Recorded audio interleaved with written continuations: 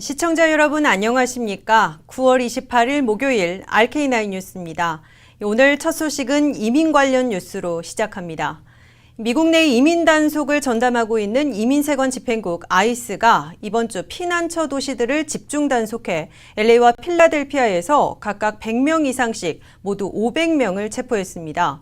이로써 트럼프 행정부 첫 해인 올 회계연도에는 이민자 체포는 43%나 급증한 반면 추방은 감소한 것으로 나타났습니다. 김윤재 기자가 보도합니다. 트럼프 행정부가 허리케인 때문에 중단했던 이민 단속을 재개해 이번 주에 이민자들을 무더기로 체포했습니다. 이민세관 집행국 ICE는 이번 주 4일 동안 이른바 피난처 도시들을 집중 단속한 세이프시티 작전을 통해 42개국 출신 이민자 498명을 체포했다고 발표했습니다. 필라델피아가 107명으로 가장 많았고 LA가 101명을 기록했습니다. 이어 덴버 63명, 매사추세츠 전체 50명, 뉴욕 45명, 포트랜드 33명, 일리노이 쿡카운티 30명, 볼티모어 28명, 산타크라라 27명, 워싱턴 DC 14명 순으로 나타났습니다. 체포된 498명 가운데 317명은 형사 범죄자였지만 그중 대다수인 86명은 음주운전자들로 나타나 경각심을 주고 있습니다. ICE는 당초 이달 말로 끝나는 2017 회계연도의 이민 단속 실적을 배가시키려는 듯 한꺼번에 8,400명이나 체포하는 메가 이민 단속 작전을 전개하려 했다가 허리케인 때문에 전격 취소했는데 그보다 소규모 단속을 재개한 겁니다.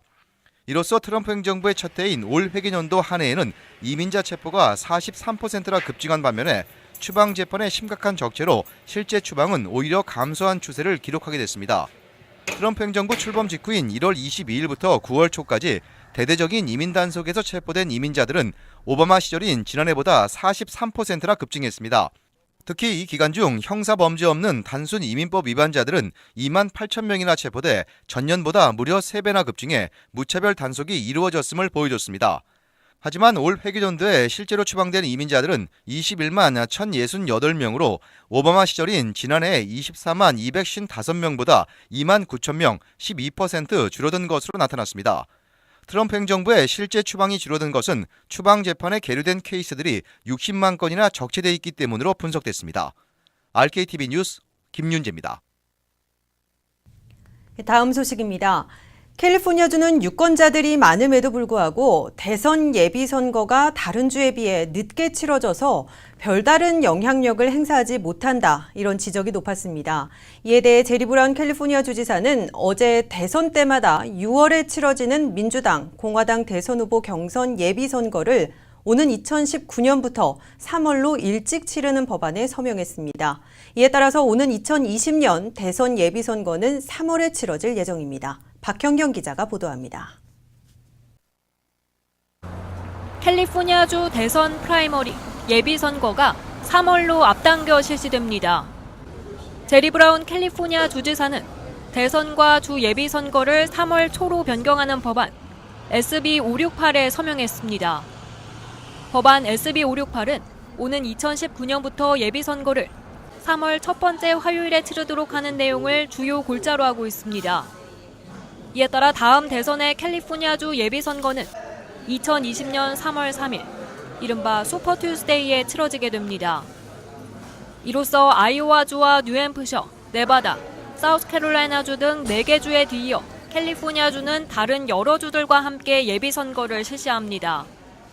이처럼 캘리포니아주가 6월에 치러지던 대선 예비선거를 3월로 앞당긴 것은 한층 강력한 영향력을 행사하기 위한 겁니다.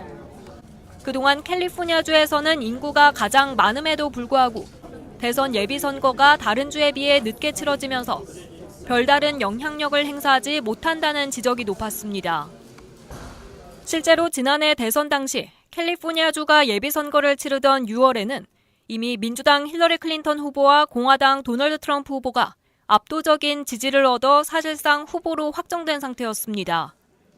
결국 캘리포니아주는 김 빠진 예비선거를 치를 수밖에 없었습니다.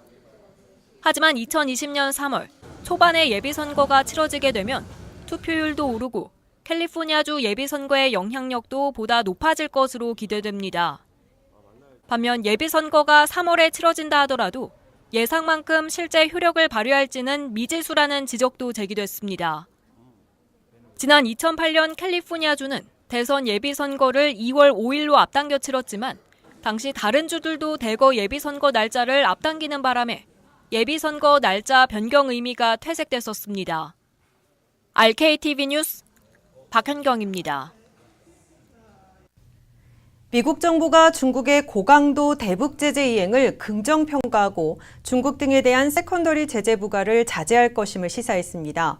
국무부와 재무부의 고위 관리들은 중국의 대북 정책이 제재 쪽으로 바뀌고 있다면서 그 효과를 기대하고 중국에 대한 세컨더리 제재나 석유, 금수 등 추가 제재는 무리하게 추진하지 않을 것으로 내비쳤습니다. 자세한 소식 워싱턴에서 한면택 특파원입니다.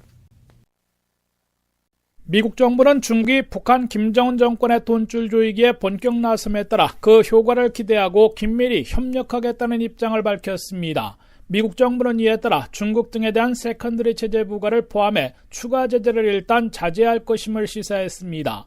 미 국무부의 수산 스원튼 동아태 담당 차관보 대행은 상원 은행위원회 청문회에 나와 중국의 대북 정책이 제재 이행 쪽으로 바뀌고 있다고 긍정평가했습니다. 그녀는 우리는 최근 중국 당국이 대북 제재와 관련해 추가 조치를 하는 것을 봐왔으며 중국에 고르지는 않지만 커지는 진전을 현실적인 시각에서 보고 있다고 밝혔습니다.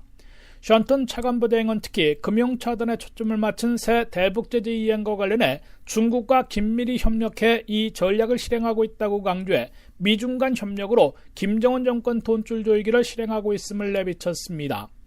같이 청문회 나온 시걸 맨델커 재무부 테러 금융범죄 담당 차관도 새 대북 제재를 통한 외교적 해법 적용에 의회가 전적으로 협조해달라고 당부했습니다.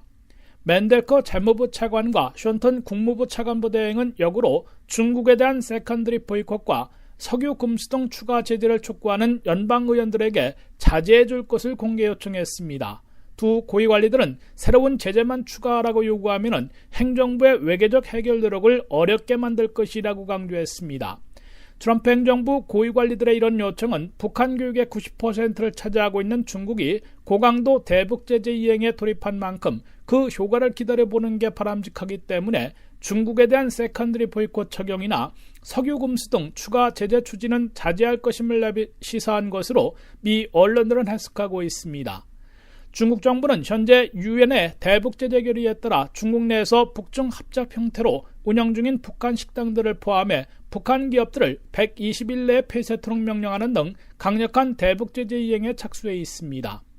중국은 트럼프 행정부가 북한과 거래하는 모든 국가의 개인과 기업, 은행들에 대해서 세컨더리 제재에 나설 것임을 압박한 데다가 30일 렉스 틸러슨 국무장관에 이어 11월 도널드 트럼프 대통령까지 방문하기 때문에 김정은 정권에 대한 강한 채찍을 꺼내드는 것으로 해석되고 있습니다. 지금까지 워싱턴에서 RKTV 뉴스 한면택입니다. 도널드 트럼프 대통령이 허리케인으로 초토화된 카리브해 미국령 푸에르토리코의 구호에 걸림돌이 된 법을 오늘 일시 해제했습니다. AFP 통신에 따르면 세라 허커비 샌더스 백악관 대변인은 트위터를 통해 대통령이 존스법을 해제했다며 즉시 효력을 발휘할 것이라고 밝혔습니다. 1920년에 제정된 이 법은 미국 항구에서 선적된 물품은 미국 국적 선언과 미국에 신고된 선박을 통해서만 유통되도록 하고 있습니다. 의회에서는 이 법으로 인해 푸에르토리코 구호용품 운반에 차질이 있을 것이라는 지적이 제기되었습니다. 푸에르토리코는 허리케인 마리아로 인해 섬 전역이 정전된 데 이어 식수, 식량 부족 사태까지 발생하고 있습니다.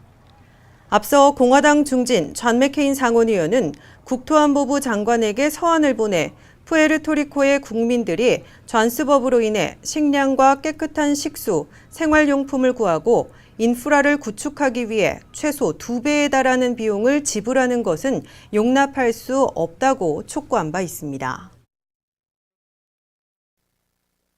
미국 대학 순위 평가에서 아이비리그를 포함한 북동부 대학들이 상위 10위권을 대부분 휩쓴 것으로 나타났습니다.